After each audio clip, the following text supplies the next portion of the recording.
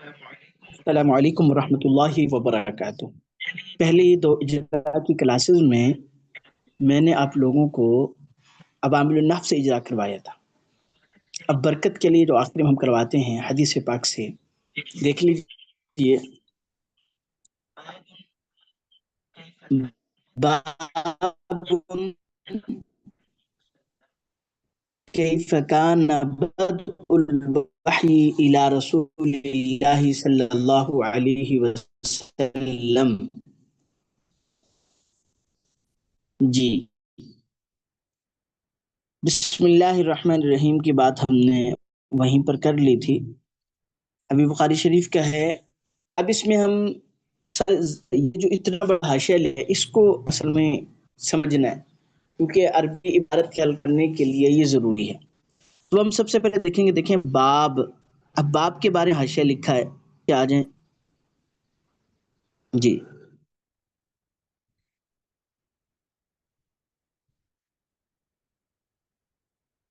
ہاں، حاشیے میں آئیں تو باب،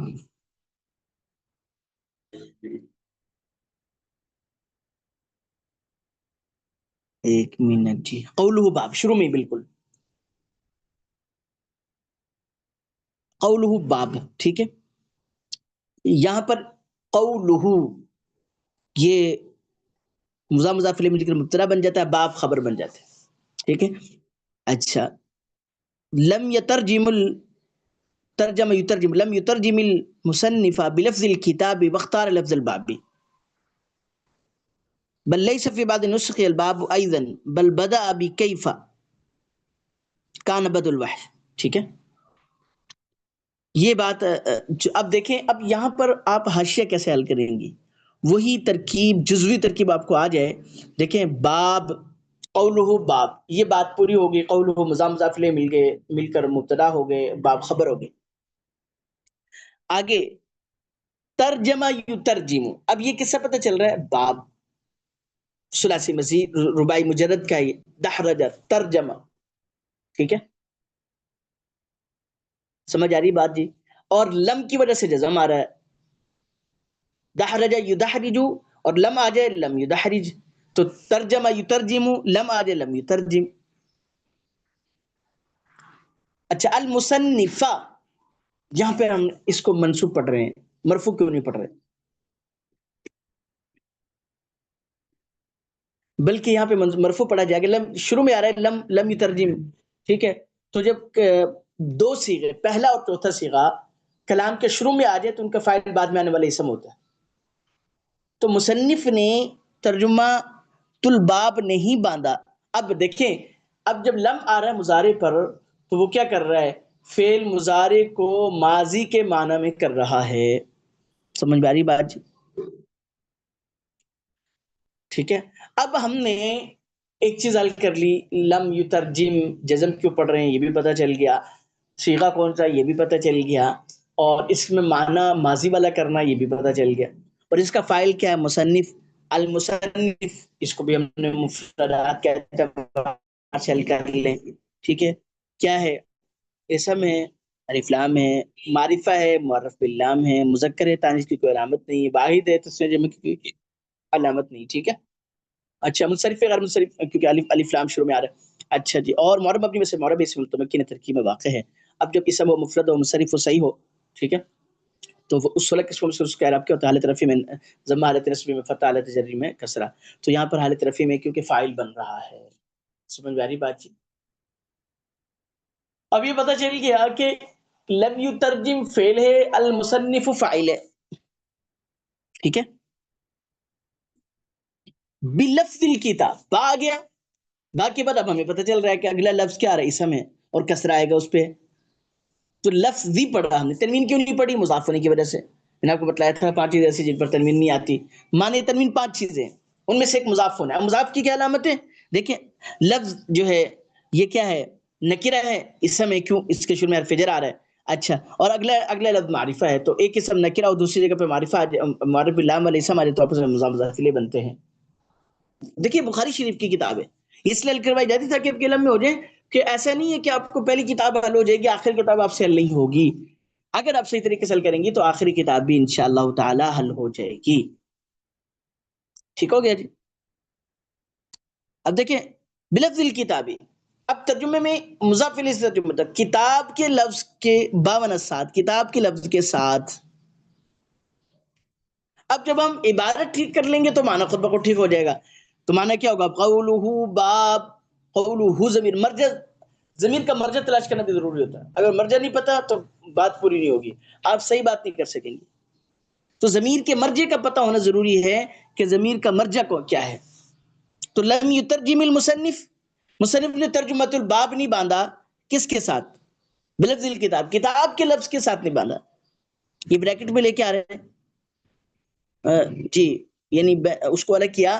کیا کتاب سے مراد معنی نہیں ہے، لکھنا نہیں ہے. کتاب ایک کا مطلب ہوتا ہے لکھنا، یہ کتاب سے لفظ، کتاب لفظ مراد. وختارا، اب یہ حمزہ بسلی ہے. کیوں کہ ابواب میں صرف باب افعال کا حمزہ بسلی ہے، باب افعال نہیں ہے.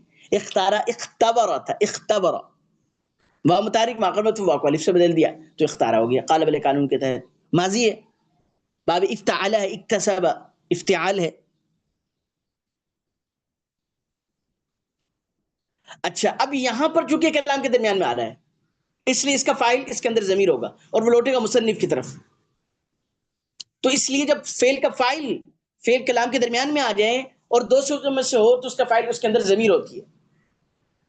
اب ہم کیا کریں گے؟ اگلے لفظ جو لفظ آ رہا ہے اس پر اس کو ہم مفعول بنائیں گے. لفظ الکتاب، لفظ البابی. بس سمجھ میں آ رہی ہے جی؟ بل لیسا، اب کیا ہو گیا؟ اختارہ کا معنی ہوتا ہے خیر، خیر و تخیر، خارا، ٹھیک ہے، اختیار کرنا، پسند کرنا. تو اختارہ یہ لفظ زیادہ تر یہ استعمال ہوتا ہے. ٹھیک ہے، میں نے اس لفظ کو، میں نے اس فلاں چیز اختیار کی. تو پسند وختارہ چنا، لفظ البابی، باب کا لفظ چنا، کتاب کا لفظ نہیں لکھا. سمجھ آ رہی؟ بل بدا بل لیس فی بعض النسخ الباب. ٹھیک ہے، لیسا افعال ناقصہ میں سے، فی بعض النسخ، فی کی وجہ سے بعض پر کسرہ آ رہا اور نسخ بعض کی وجہ سے مضاف الیہ النسخ بن رہا ہے، اس پر کسرہ آ رہا ہے. بعض النسخ، نسخ یہ جمع ہے، جمع مکسر ہے فعول کے وزن پر. البابو لیس قسم بن رہا ہے. ایدن یہ مفعول مطلق بنتا ہے فعل محذوف کے لیے. ٹھیک ہے، بلکہ بعض نسخوں میں باب بھی نہیں ہے، باب کا لفظ بھی نہیں ہے. کیسے پھر؟ بل بدا بکیفا، ان نسخوں میں مصنف نے کیفا کے لفظ کے ساتھ ابتدا کی، باب کے لفظ نہیں لایا. کیسے ابتدا کی؟ کیف کان بدء الوحی آگے الاخر. ٹھیک ہے،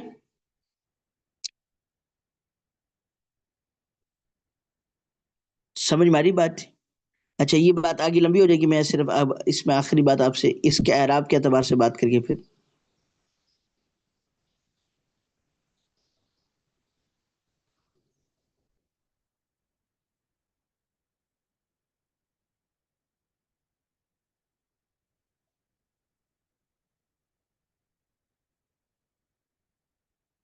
جی.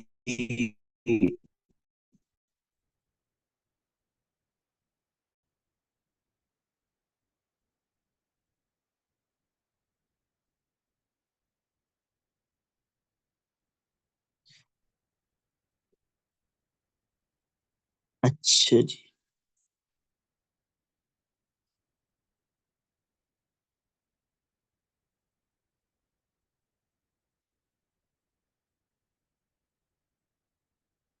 جی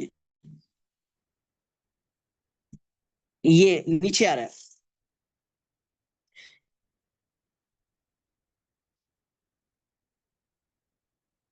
قولہ باب، یہ تقریباً نیچے سے 1 2 3 4 5 6 7 8 9 10.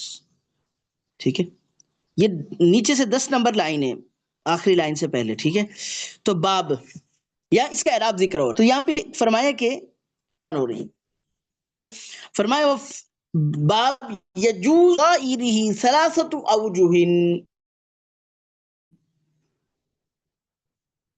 فرمایا یجوز، اب دیکھیں جاز، اب اس پر رفع کیوں پڑھ رہے ہیں؟ کیونکہ نواسب اور جوازم سے خالی ہے. فعل مضارع یجوز اصل میں یجوز تھا، واو کے نقل کر کے جیم کو دی، ٹھیک ہے، اور جو ہے نا چونکہ واو کا مقام مضموم تھا اس لیے اس کو برحال چھوڑ دیا. یجوز فیہ ضمیر لوٹ رہی باب کی طرف. باب نظائری ہی اس جیسی چیزوں میں کیا جائز ہے؟ ثلاثۃ اوجہ، تین وجہ. کتنے بجے جائز ہے؟ 3 بجے. فیہ وفی نظائرہ ثلاثۃ اوجہ، 3 بجے جائز. سمجھ میں آ گئی بات جی؟ کون کون سی؟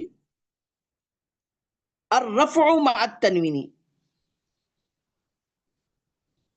وبدون عن الاضافت وعلى التقدیرین. ٹھیک ہے، الرفع مع التنوین یعنی بابن پڑھیں، ٹھیک ہے. الرفع مع التنوین، رفع تنوین کے ساتھ. اچھا اب یہ ہمیں الرفع الگ سے جملہ بن رہا ہے اس لیے مرفوع ہوگا، مع تنوین مفعول فیہ ہو کر یہ خبر بن جائے گی، ٹھیک ہے. اچھا اور وہ بدون ہی اس کا ہوگا تنوین پر، ٹھیک ہے، مع پر الاضافتی. دونوں صورتوں میں یعنی بدونی علی الاضافتی، ٹھیک ہے. تو اگر تنوین کے بغیر ہو والد تقدیرین، دونوں صورتوں میں یعنی مضاف کریں ہاں تنوین کے بغیر تب پڑھیں گے، پھر مضاف بنائیں گے اس کو بابو کیفا، ٹھیک ہے. اور تنوین کے ساتھ پڑھیں تو مضاف نہیں بنائیں گے. تو دونوں صورتوں میں جی، تو دونوں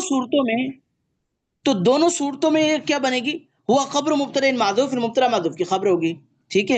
ہوا مبتدا ہے، خبر مضاف ہے، مبتدا معذوف صفت ہے، دونوں صفتیں مل کر مضاف الیہ ہوا. سمجھ میں آ رہی بات؟ ای ھذا باب، ٹھیک ہے.